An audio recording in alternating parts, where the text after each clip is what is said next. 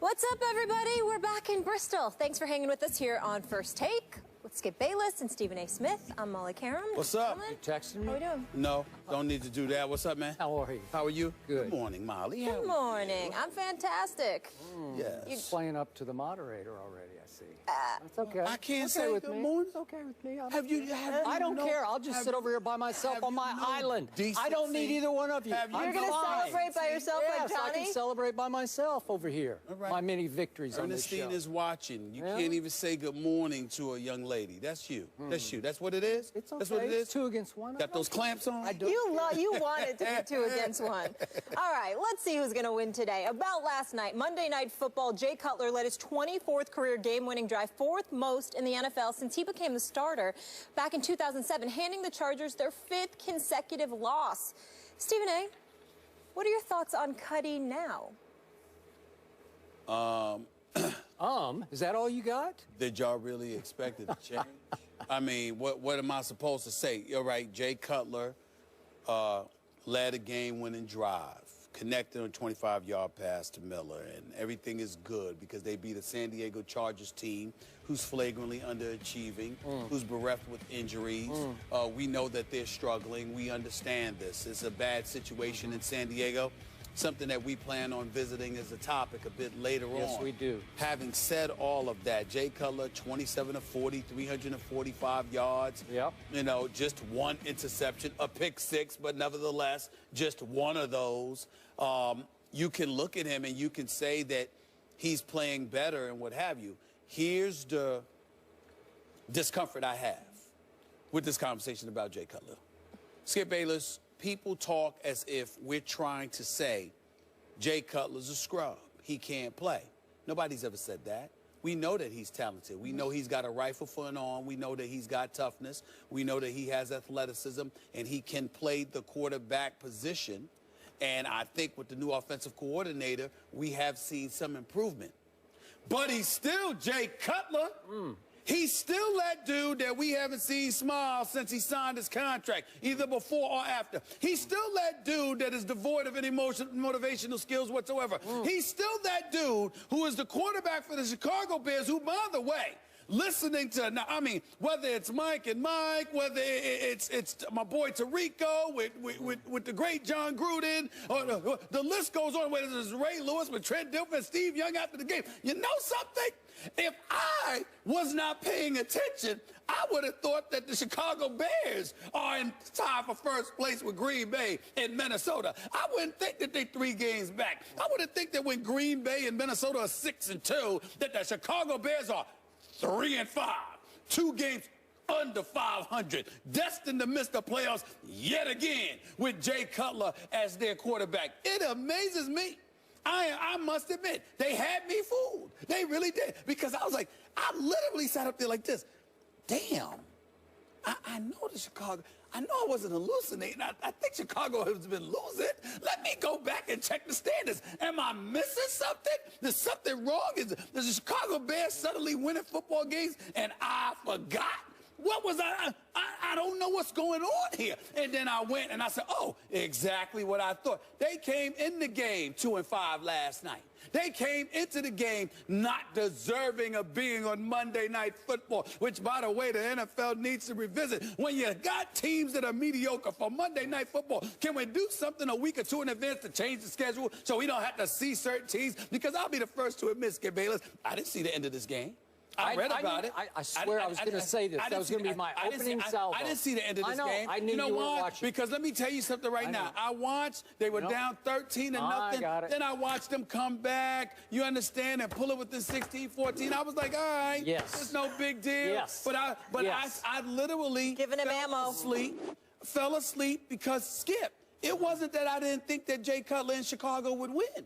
It was that I didn't care. It makes no difference to me. Why? Because they're going nowhere. Just like the San Diego Chargers are going nowhere. So to me, it just didn't move me. And I was like, are these guys, what are they talking about? Why are they acting like Jay Cutler's undefeated? It's the same old Jay Cutler. Same old stuff. He just won a regular season game. That's all. That's all. So I watched every last drop I'm sure of this you game, did. but I watch them all. Yes. And I can prove it to anyone who wants to check my Twitter timeline because I tweeted at the end of the game. In fact, just after the game ended, just in case you want to validate whether I was watching or not. Sure. But I laughed out loud when Jay Cutler threw the touchdown pass. It was a great catch by Zach Miller. But Jay Cutler, could we see what he did after this touchdown pass? He immediately went emotionally crazy. Maybe we don't have it. Yes. All right. Have it? Oh, we're trying to get there. There. Look at that. That's Jay Cutler that you say plays with no emotion. Look at that. Look at that. Jay Cutler, my man from Vanderbilt University, was into the football game. He's throwing fists, man. Yeah, hugging people. We got him. We came back and won another game. Here we go. This is the new Jay Cutler. Okay. Or maybe it's the same old Jay Cutler. I don't know. Okay. But here's the point. Okay. I laughed out loud. Because I didn't see that. I didn't see that. I laughed out loud. I thought, God, somewhere Stephen A. is steaming. He's cringing over this. And then it hit me. No, he's not. He's asleep. Yeah. I knew he was asleep. That's right. He's snoring. That was absolutely asleep. I was absolutely asleep on Jay Cutler. So I have admitted to you over the last year, you've got me on Jay Cutler because mostly he's defenseless. I can't even begin to defend him. He did go to my alma mater. I loved him coming out of college. I still say he has the strongest arm in pro football. You can have Aaron Rodgers if you want. Nobody has a bigger gun than this guy has. I'm sorry. And you know what? He's still in the top 1/3 of quarterbacks in athletic ability because he can flat move around the pocket. He made a couple little moves in the pocket last night that got him free. That's fair. I agree with that. And when pressed, he can run with the football down the field, and every once in a while, he will run over people. He takes punishment as well as any quarterback in pro football, and he has sustained much in the pocket or lack thereof in Chicago. And I'm here to tell you, do you realize that last night, just for perspective on this, that was his 20th fourth quarter comeback since the start of 2007. Right. That means he's tied for third in the National Football League in fourth quarter comebacks with the great Peyton Manning, and he's behind Matt Ryan and Tony Romo. Well, you're in pretty elite company. That's 20 fourth quarter comebacks. And by the way, his QBR last night in the fourth quarter was 99, 98.7. I'll just round it up to 99. And his QBR in the last 3 fourth quarters has been 98 or better. So we do have a Jay Cutler who can be so clutch. But I am the first to admit to you, he can also be so catastrophically careless. I get it. Last night he threw a pick six. Last night he was careless with the ball in the pocket, got it knocked out, stripped, fumble, lost football. Down at the 10-yard line at the Chargers 10. And then what happened? We went from, oh no, Cutler, to Great Jay, because there's Great Jay inside him. It's always in there. And when you least expect it, when he gets in a little comfort zone, he gets a little fired up, you better look out because nobody throws a better football. Again, you can have Aaron Rodgers. I'll give him to you. I'll take Jay Cutler for velocity, not for accuracy, just cannon shots. Where you say, whoa, did you see that? It leaps off your screen. That's the Jay Cutler I love and I hate, because I'm never quite sure what I'm going to get from him. He is the biggest tease in sports this side of the Dallas Cowboys. I'll be the first to tell you. You always say there, yesterday you were saying, biggest tease in sports, the Dallas Cowboys. Well, there's some truth to that, but I think Jay Cutler's right there neck and neck with them because there is a lot to love about this guy. And just when you're ready as the Chicago Bears to say, let's cut bait with Jay Cutler, you're going to replace him with what? And so they gave him his big deal, and you have ridiculed his big deal and said somebody should pay for this. Well, they did pay for it. At least one person lost their job. Okay.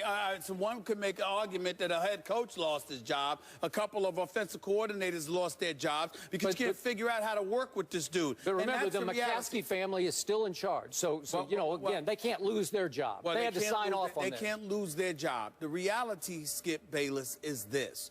Jay Cutler is an underachiever. You know, when you go through his bio, and there's numbers all over this place. It is all over the place. Yeah. His passing record, the QBR, advanced passing, and all of this other stuff. All of these things they have. And then you go to playoffs, and it's one line. 2 games, 2 starts. Okay, one of them he didn't finish, by the way, that AFC Championship game when he was pedaling on the bicycle. You mean, but he couldn't backpedal. You mean that game? But here's the deal. Bicycle game. The bicycle game. That's right. And the thing about it that I find absolutely ridiculous, you know, Jay Cutler, what do you say? Listen, Skip, if you're a scrub, at least we can look at you and say, well, you just don't have it. You're a scrub. There's no crime in that. It's just that you can't play. In Jay Cutler's position, it's not that he can't play.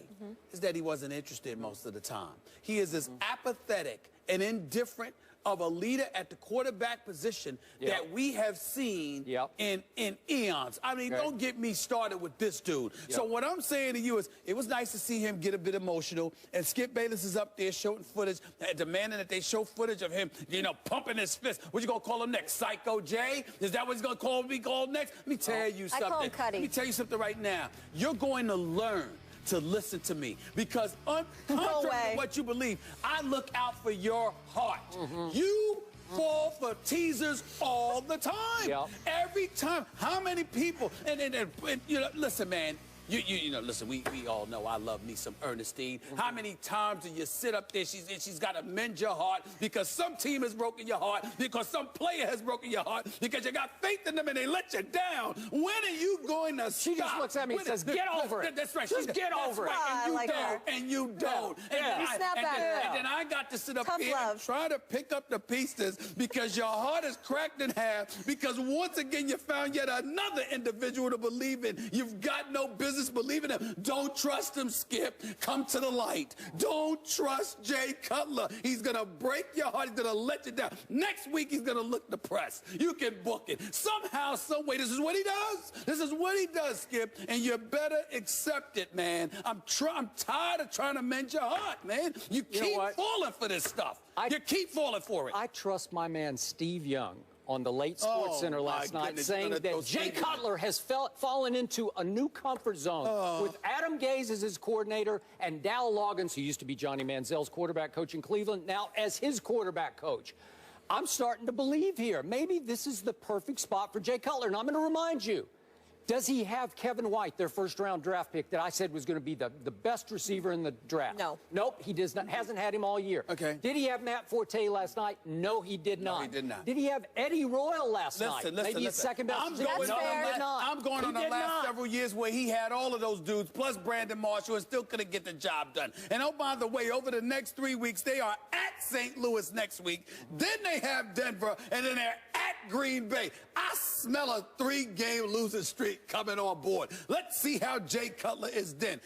Just stop it. Wait, I mean, it's just hard to take. Hasn't Aaron Rodgers lost 2 in a row? Yes, he has. Oh. Yes, he has. Excuse me. You think the Bears are going to go to Green Bay and beat him? Maybe if they get a little healthier. Let me tell you something. You need to stop it. And by the way, it's sacrilegious to mention Jay Cutler in the same breath as Aaron Rodgers. I don't know about that. Jay Cutler, please. Jay Cutler, just stop it. He can't wait for the Aussie. I'm trying to tell you right now, he already got his vacation plan. He know where he's going. You know, he's like, how long he's going to stay there. He got the date all lined up. He probably made his vacation reservations for the first week of January before the season even began. That's who he is, okay? Wait. I'm just trying to tell you. You don't know who he is?